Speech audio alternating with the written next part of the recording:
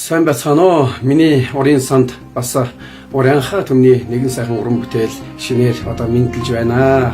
Энэхүү дуу маань урянхаа ардын дуу хоёр нутгийн ирэхээр гэдэг одоо юм хос хоёр одоо залуус маань хоёр нутгийн ирэхээр одоо хайр сэтгэлээсээ болж одоо холдож байгаа юм одоо өгүүлсэн юм дуу байгаамаа. Тэгээд энэхүү дуу маань Монгол түмэн маань бас сайхан сонирхон үзэж эхлэж яваарай гэж байна.